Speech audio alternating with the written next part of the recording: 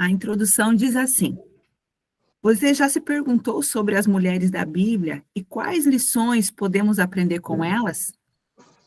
Neste devocional, você irá conhecer algumas das mulheres mais marcantes das Escrituras Sagradas e refletir sobre ensinamentos pontuais e específicos que cada uma pode oferecer, baseado em suas histórias de vida. O objetivo do devocional é edificar a caminhada cristã de forma didática e simples das mulheres que irão ler esta obra, trazendo exemplos e, ao mesmo tempo, aprendendo algumas histórias bíblicas que algumas pessoas desconhecem por serem menos famosas. Outro ponto importante que vale ressaltar é a apresentação de figuras femininas nos escritos sagrados para exemplificar e ministrar com o intuito de demonstrar que mulheres não são tão ofuscadas e excluídas pela palavra de Deus como muitas pessoas dizem. Pelo contrário, mostrar que a Bíblia relata de grandes heroínas e vilãs que possuem histórias tão tremendas quanto as protagonizadas por homens e com lições tão importantes quanto. Como é um devocional, devo enfatizar que lê-lo em um momento tranquilo, em um ambiente propício para reflexão é ideal. Jejum e oração, se possível, torna a experiência mais interessante, uma vez que o objetivo da leitura devocional não é apenas o entendimento, compreensão e aplicação bíblica, mas tirar um tempo para buscar a Deus e se aproximar dele. Então, o objetivo, né, desse devocional é realmente nós aprendermos com algumas mulheres da Bíblia, né, bem como diz aqui, né, algumas mulheres que às vezes a gente viu que foram passageiras ali no contexto da Bíblia, em histórias, em momentos, né, mas aqui nós vamos trazer talvez significado para algumas delas, e nós vamos poder estar aprendendo junto, né? Então, a primeira mulher que nós aprendemos hoje, no nosso primeiro dia, é sobre Lia. Para quem está anotando, para quem quiser anotar, é Lia. Então, o texto de referência está em Gênesis 29, 32, que diz assim: e concebeu Lia, e deu à luz um filho, e chamou o nome de Ruben, pois disse, porque o Senhor atendeu a minha aflição, por isso agora me amará o meu marido. Então, aqui, antes de nós iniciarmos para falar sobre Lia, talvez aqui você conheça, né, a história de Lia e Raquel, né, que traduz a história de Jacó. Né? Então, todos sabem o que aconteceu com Jacó, a história de Jacó ali, que foi o trapaceiro, que enganou o seu pai, enganou o seu irmão, né? E então, Jacó, ele foge, vai para uma terra distante, e lá ele começa a trabalhar com o seu tio Labão, e ele se apaixona por Raquel, e ele pede para se casar com ela, né? E Labão, seu tio, diz para ele que sim, que ele poderia casar com Raquel, mas que ele teria que, em troca, como naquela época, como se fosse uma compra do voto, né? Ele teria que trabalhar por 7 anos, né? 7 anos para que Raquel pudesse se casar com ele. Jacó, então, se casa trabalha 7 anos, e no dia do casamento, né, de Jacó com Raquel, o pai, ao invés de entregar realmente Raquel, ele entrega Lia, né, e ele diz ali, a justificativa é que não poderia casar as filhas mais novas antes das mais velhas, né, e ali Raquel era a filha mais nova, e Lia era a filha mais velha. Então, aqui nós vamos falar um pouquinho sobre Lia, sobre essa filha mais velha, né, que naquele momento, né, foi colocada como a esposa de Jacó, sabendo que o desejo de Jacó era se casar com Raquel. Então, diz assim, a história de Lia se inicia dentro do conto de Jacó em Gênesis 29. Lia era filha de Labão, um pastor de ovelhas em Harã. ela era a irmã mais velha de Raquel, que era considerada mais bonita e mais amada por Jacó. Aqui a gente já vê uma característica, né, de Raquel. Raquel era a mulher a qual Jacó amava, a qual Jacó se apaixonou, e o texto mesmo diz que Jacó via em Raquel como a filha mais bonita e a filha a qual ele amava. Jacó, queria se casar com Raquel, mas Labão exigiu que ele trabalhasse 7 anos em troca da mão da filha mais nova. Ao final dos 7 anos, Jacó pediu a mão de Raquel, mas Labão enganou Jacó e fez casar-se com Lia, em vez disso, alegando que não era costume naquela região que a filha mais nova se casasse antes da mais velha. Jacó ficou furioso com Labão, mas ofereceu que ele se casasse também com Lia, em troca de mais 7 anos de trabalho. Assim, Jacó casou com Lia e Raquel. No entanto, ele amava mais Raquel. Então, tenta trazer aí para o teu contexto, para a tua vida, né, para a experiência talvez que você tem hoje. Aqui nós vemos a Bíblia muito clara em dizer que Jacó, então, ele trabalha, né, esse período de tempo, 7 anos, para se casar com Raquel. Chega no dia, o pai de Raquel, ao invés de entregá-la como sua esposa, entrega a sua irmã, Lia, né, como esposa de Jacó, mas em todo esse contexto, a Bíblia é clara em dizer que Jacó amava a Raquel, ele não amava a Lia. Então, se você e eu, nós nos colocarmos no lugar de Lia, né, como estaria o nosso coração? Né, qual o sentimento do nosso coração? Sabendo que nós estamos ou estaríamos em um relacionamento a qual nós não seríamos a pessoa amada, né, que existiria outra pessoa, né, que teria ali alguém além de mim, né, então essa era a história de Lia, né, ela estava em um relacionamento sabendo que a sua irmã, né, era a preferida, era a esposa a qual o seu marido de fato gostaria de ter tido esse relacionamento. E diz mais que o nascimento de Rúben, o primogênito de Jacó, é o momento em que encontramos duas principais revelações sobre a vida de Lia: o sofrimento e a fé. Olha só, então Lia, ela se destaca por essas duas características.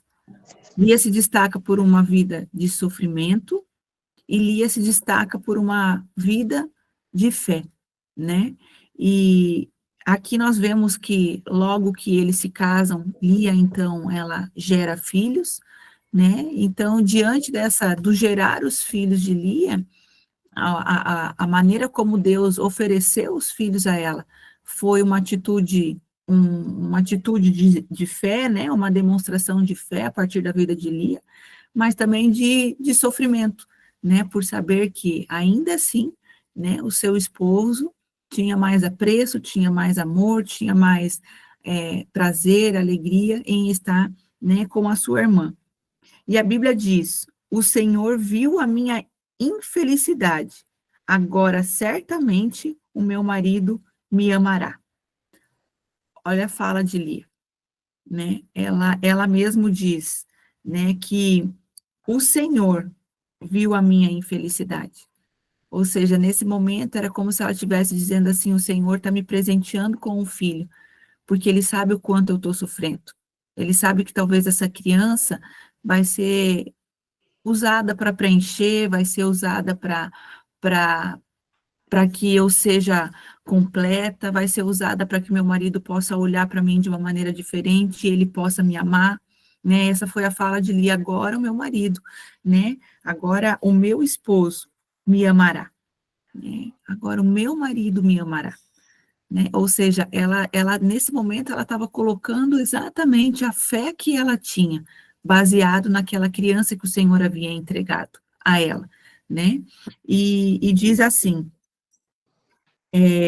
nisso, podemos perceber claramente o primeiro ponto mencionado. É notável e compreensível a infelicidade de Lia.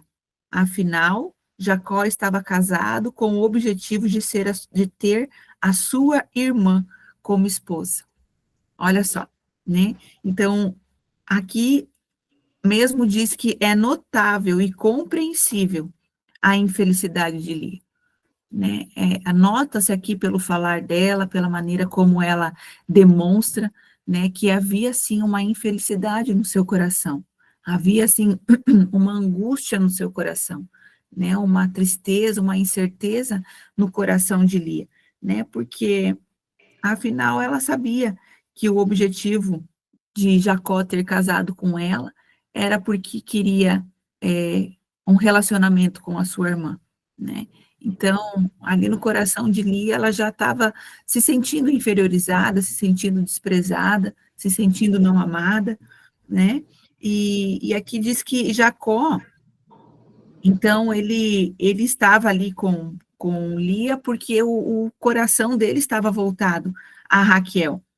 Isso, consequentemente e provavelmente, levou a uma vida solitária e incompleta, né? Então, a vida de Lia talvez tenha sido essa, uma vida solitária, uma vida incompleta, porque imagina dentro de uma casa, eles moravam assim, né? Eles tinham as suas esposas, eles tinham as suas concubinas, e ali morava-se junto, né? Então, talvez sim, Lia, ela se sentia incompleta, ela se sentia solitária, né? Talvez ela tinha uma vida de isolamento, porque ela percebia que tinha momentos, que tinha as características que o seu esposo demonstrava para sua irmã e não para ela. Em contraponto, ela tinha algo muito mais valioso que a sua irmã. Lia tinha muita fé. Os nomes que Lia deu a alguns de seus filhos expressam muito bem esse temor que ela tinha por Deus. Perceba, Ruben, o primogênito, significa eis aqui o filho. Isso porque, como já visto antes, ela louvou a Deus com esperança de que Jacó a amaria, enfim. Simeão, o segundo filho, foi chamado de Ele ouviu, porque o Senhor atendeu às orações de Lia. Talvez nesse momento Lia já tivesse pedido para o Senhor a confirmação, né, de que o Senhor desse a ela mais um filho. Por isso que ela diz aqui: o Senhor ouviu, né? Ele ouviu. Levi, o patriarca da tribo dos sacerdotes e o terceiro filho, também foi chamado de Ele vai se juntar, pois ela ainda esperava que Jacó anotasse. Judá, o quarto, o patriarca da tribo mais importante para os cristãos, foi nomeado de exaltado, pois agora ele não se lamentaria por ser rejeitado, mas iria louvar ao Senhor. Isacar, o quinto filho, demonstra melhor ainda a adoração de Lia, pois seu nome significa o Senhor me recompensou. E Zebulon, o último filho de Lia, se chamou Deus me presenteou com uma dádiva preciosa. Ou seja, a gente percebe aqui que Lia, por mais que ela se sentisse solitária, por mais que ela se sentisse incompleta, em todos os momentos, em todos os filhos que nasceram dela, todos os filhos que foram gerados por ela, em cada um dos filhos, ela demonstra, né, uma atitude de fé, né, ela dá um nome aos filhos diante dos momentos que ela estava vivendo, né, ao contrário de algumas histórias que a gente sabe que os pais davam o nome aos filhos, nomes com sofrimento, nomes de momentos peculiares que estavam passando, de tristeza, de raiva, de angústia, né? Aqui nós vemos que Lia, ela foi o contrário. Em todos os nomes, em todos os filhos, em cada um dos filhos, ela pôde, de fato, colocar, né, nomes com exaltação ao Senhor, né, com gratidão ao Senhor. Em momento algum a gente percebe que Lia, ela colocou como a dor que estava no coração dela, se martirizando, né, expondo ali aquilo, a tristeza que havia sobre ela. mas a gente percebe o contrário disso. A gente percebe que Lia, ela, mesmo sabendo que ela não era a esposa preferida, a esposa amada, a esposa escolhida, mas ainda assim, ela engrandece o nome do Senhor a partir da vida dos filhos. Né? E o que o Senhor hoje quer falar conosco? Né? O que o Senhor quer ministrar às nossas vidas? Que nós precisamos tomar cuidado com a maneira como nós temos expressado, ou como nós temos colocado nome em coisas ou em situações diante do sofrimento que nós estamos passando, né? Porque aqui ela demonstra que mesmo triste, ainda assim o coração dela era de uma mulher de fé, era de uma mulher que buscava, era de uma mulher que tinha retidão no seu espírito, que não se deixou contemplar pelas circunstâncias, mas que foi objetiva na busca, na intensidade e na fé que ela tinha em Deus. Raquel, a sua irmã, então, a qual Jacó também se casou, não demonstra a mesma devoção ao Senhor que Lia demonstrava. Por isso, talvez podemos supor o motivo pelo qual Lia ficou com o maior legado. É como se Raquel tivesse o amor de Jacó, mas Lia tinha um amor mais importante, que era o amor de Deus, né? E aqui eu fiquei pensando quantas e quantas vezes a gente acaba escolhendo, a gente acaba colocando à prova, né, o amor de Deus baseado nas pessoas. Aqui a gente percebe o quê? Que Lia realmente, ela tinha amor em Deus, né? Ela amava a Deus, enquanto que Raquel, ela amava Jacó, né? Raquel, a Bíblia demonstra, fala, né, de que ela amava Jacó, mas Lia, ela, em todo momento, Lia demonstra o seu amor a Deus. Sei que não podemos afirmar com base nas escrituras os destinos pós-morte que cada uma das irmãs tiveram, mas analisando as evidências que nos deixaram e suas atitudes registradas no Gênesis, podemos concluir uma maior sujeição a Deus da parte de Lia do que de Raquel. Baseando-se na afirmação interior, podemos concluir da seguinte forma: Lia realmente não teve uma vida fácil, mas o Senhor nunca prometeu uma vida fácil para os seus seguidores. Você se lembra que no mundo teremos aflições? Pois bem, bem-aventurados os que choram, pois serão consolados. Isso, o Antigo Testamento, né, ele testifica aqui o Novo Testamento. E os dois contextos de vida, e nos dois contextos de vida, podemos nos fazer a seguinte pergunta: o que vale mais a pena? A aceitação desse mundo e a perda da vida eterna, como aconteceu com Raquel, ou a rejeição desse mundo e a recepção de Cristo para a vida eterna, como aconteceu com Lia? Ou até mesmo, como você quer ficar conhecida no mundo? Qual legado você prefere deixar? Raquel teve o prazer momentâneo da vida, que foi com Jacó, mas Lia permanece até hoje como a matriarca do povo de Israel. E então esse texto, né, esse primeiro devocional de hoje, eu de fato nunca tinha percebido essas características de Lia, né, a maneira como ela de fato foi uma mulher incompleta, uma mulher que se pegou por vezes sozinha, uma mulher que diante da solitude, diante das incertezas ali do seu relacionamento, foi aquela que Deus confiou a ela muitos filhos, né, e cada um desses filhos trouxe experiências, trouxe uma devoção a Deus, trouxe para ela características de que o Senhor estava com ela, que o Senhor a abençoava, né, mesmo ela na tentativa de achar que, bom, agora eu tive um filho, agora o meu marido vai olhar para mim, né, poxa, agora eu já estou no segundo filho, agora o meu esposo vai começar a me ouvir, ele vai começar a me perceber, né, no terceiro, agora o meu filho, o filho que o Senhor me deu, ele vai fazer com que o meu esposo me veja como, sim, uma mulher que tem uma fertilidade boa, que dá filhos, homens a ele, né, que é alguém que precisa ser enxergada de maneira diferente, né, observada, vista, ter tido direções diferentes, né, e por mais que ela se sentisse triste, incompleta, trocada, mas os céus aprovavam, né, o coração, a vida e a história de Lia. Né? Então, que esse momento, que esse dia, esse nosso primeiro devocional, ele possa trazer essa revelação ao nosso coração.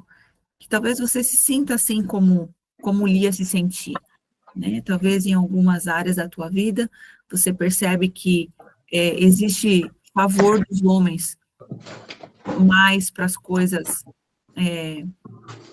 de algumas pessoas do que para outras, né, do que para você, né, às vezes você percebe assim, puxa vida, né, mas aquela pessoa tem tudo isso e eu não tenho nada, né, como eu gostaria de viver a experiência que aquela pessoa vive, como eu gostaria de ter a vida que aquela pessoa tem, né, como eu gostaria de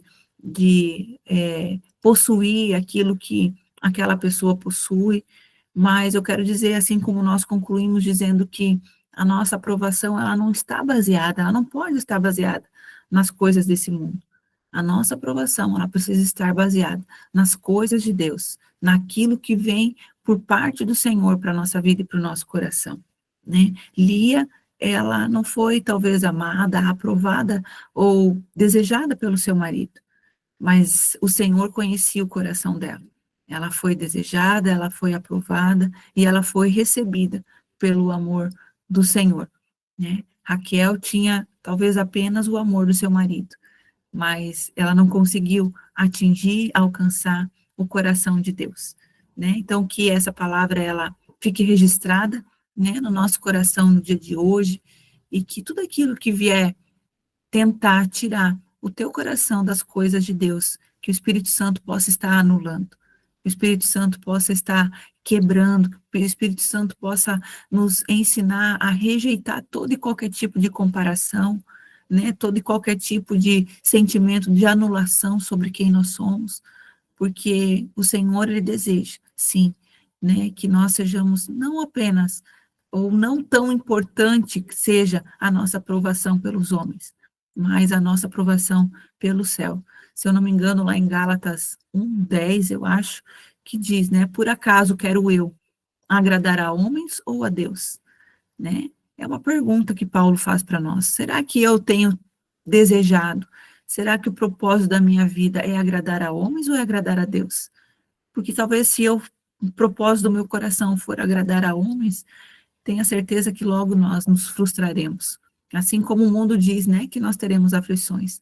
Mas se for uma aprovação e um desejo de Deus, né, nós seremos aprovadas. E glória a Deus por isso. Glória a Deus pela vida de Lia que nos ensina tudo isso, né? Pela vida de Lia que talvez foi sustentada, foi amada pelos seus filhos, foi amada por Deus, e ela cumpriu o papel dela com um propósito. E hoje a história de Lia, ela nos ensina, né? Ela nos alinha, ela nos dá um norte, um propósito, né? Uma direção.